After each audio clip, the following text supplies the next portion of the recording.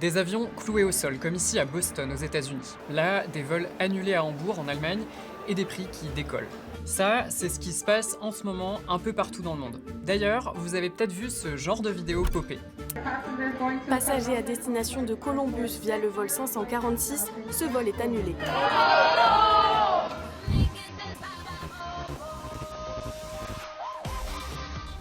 De là à devenir carrément une trend, peut-être, qui sait. Mais du coup, comment on en est arrivé là? Pourquoi le secteur de l'aviation est en pleine turbulence?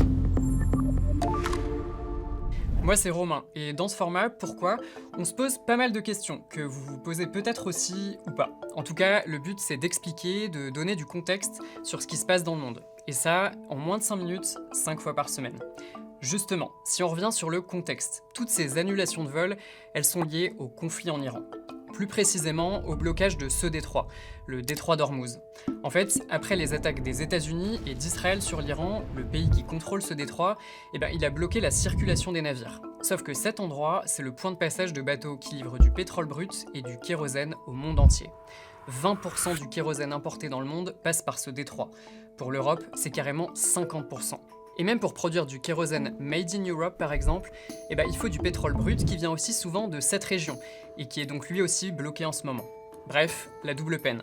Et le résultat de tout ça, loi de l'offre et la demande oblige, c'est que les prix augmentent. Avant la guerre en Iran, le prix d'une tonne de kérosène, c'était en moyenne 800 $. Aujourd'hui, c'est plus de 1400 $. Côté compagnie aérienne, avant la guerre, les dépenses en kérosène, c'était entre 30 à 40% de leurs dépenses selon les compagnies. Avec l'augmentation du prix de ce carburant, les dépenses en général des compagnies ont augmenté de 30%. Donc théoriquement, si elles décident de ne pas toucher à leur marge, le prix des billets, il pourrait lui aussi augmenter.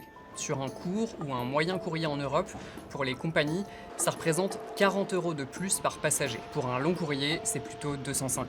Bref, les compagnies, elles sont touchées et ça plus ou moins durement.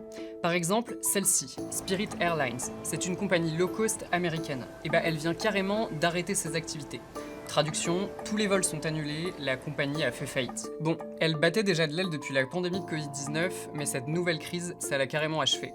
Pour pas en arriver là, les compagnies, elles font des arbitrages. Par exemple, supprimer des vols, souvent les moins fréquentés, donc les moins rentables. Et ça, ça pourrait durer.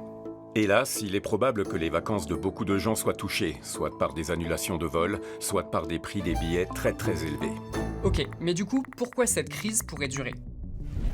On a parlé de vols déjà annulés, mais en fait, il y en aura d'autres dans les semaines à venir. D'ici l'automne, toutes ces compagnies low cost, elles ont déjà annoncé supprimer une partie de leurs vols.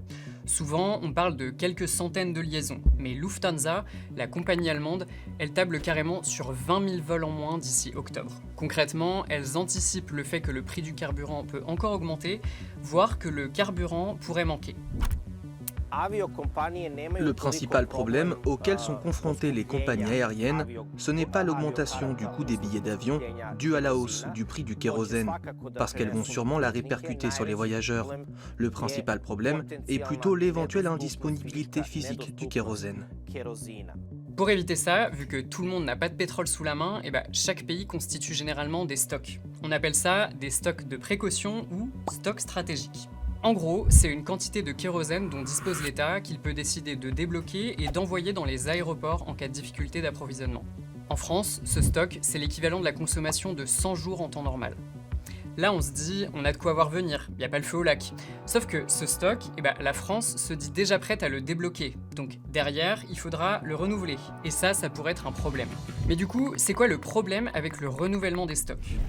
Vu que les pays qui importaient du pétrole brut et du kérosène du Moyen-Orient peuvent plus le faire, ils cherchent d'autres pays qui peuvent les fournir. Dans le cas de l'UE, ça peut par exemple être les États-Unis.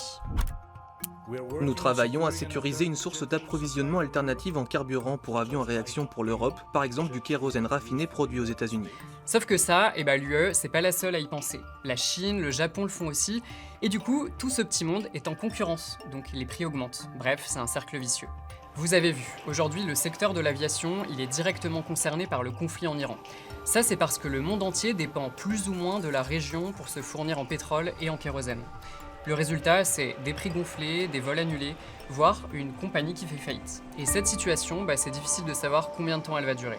Bon, mais tout ça, faut relativiser. Prendre l'avion, c'est pas la norme. Et si on veut partir en vacances, il y a des alternatives ou d'autres solutions, comme partir moins loin. D'ailleurs, ça a même un nom maintenant, le staycation. Mais ça, c'est pour une autre fois. En tout cas, vous, dites-nous ce que vous en pensez en commentaire. Et si ça vous a plu, on a plein d'autres contenus sur cette chaîne, donc n'hésitez pas à liker, vous abonner.